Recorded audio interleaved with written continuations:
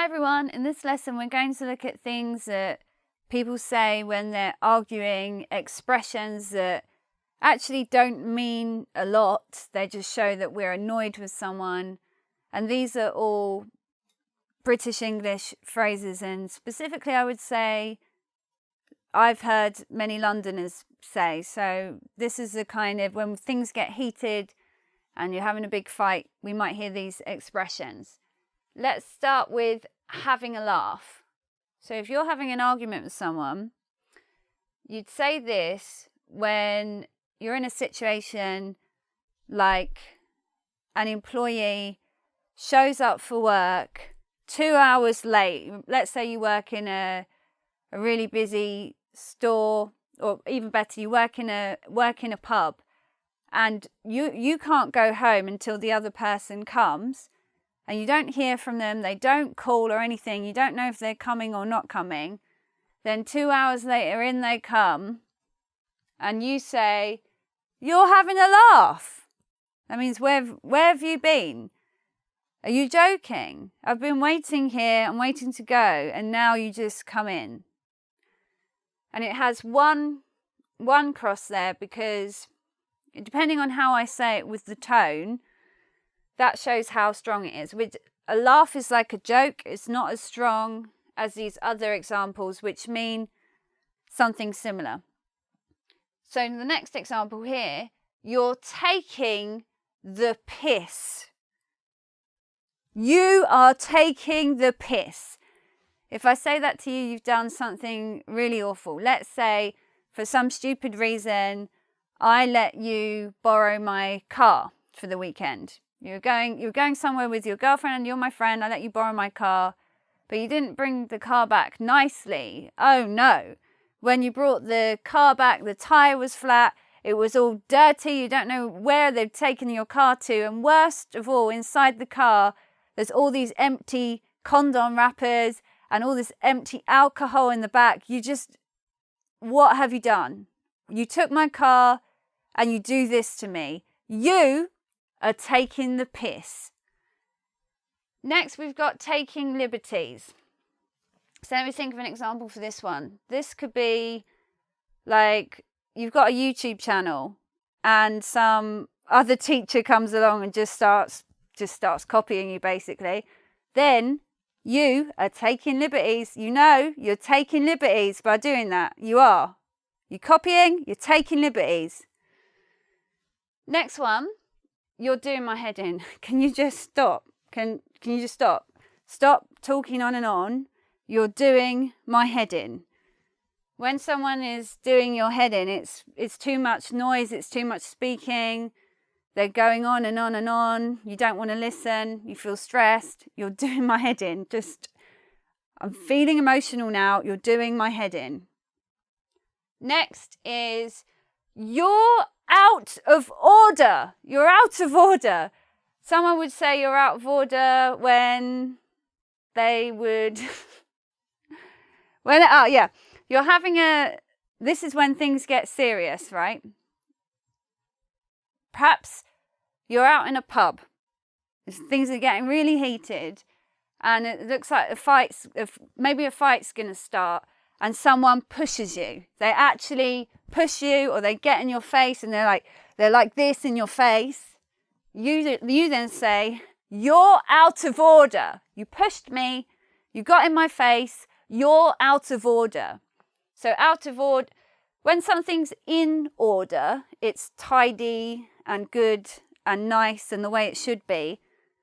When something's out of order, it's gone way too far. It's way too far. Okay, so now we can take taking the piss and taking liberties and put them into nouns. So we can call people piss takers. You're a piss taker. You're an absolute piss taker. If someone's a piss taker, they're always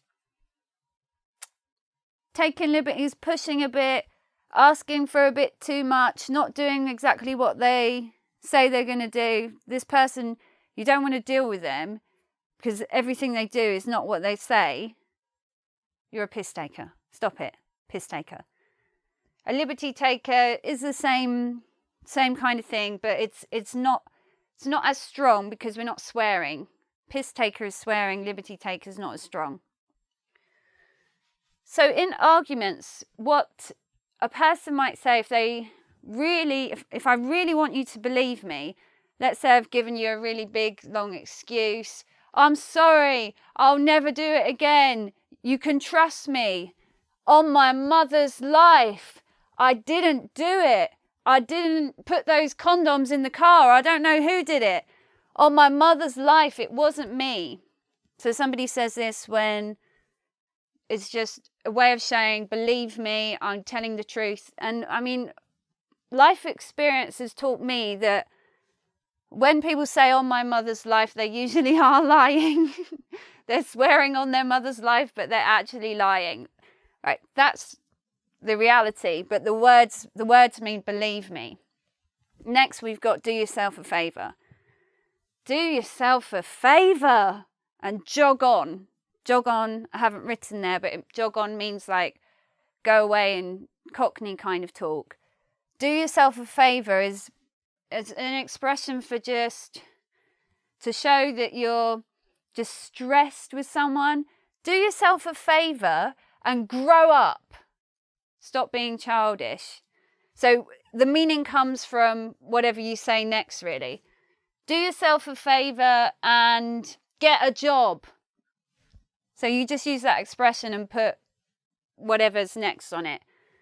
When you do yourself a favor, to do someone a favor, it means doing something good for them or helping them. Or when you do yourself a favor, it means help yourself.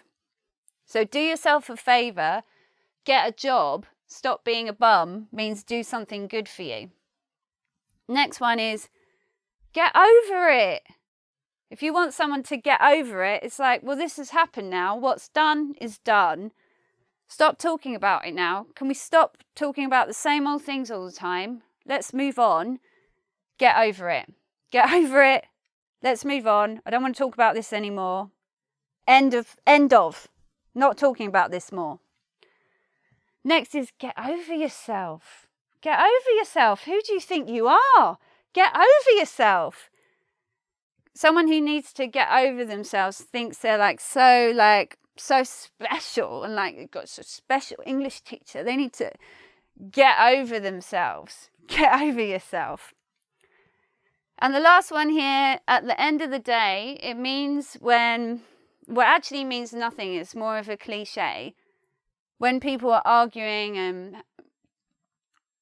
and saying what they think in an argument, they'll start this phrase which means nothing, and it'll be like, at the end of the day, I've done everything I can now. I told you everything that happened, so that's it really.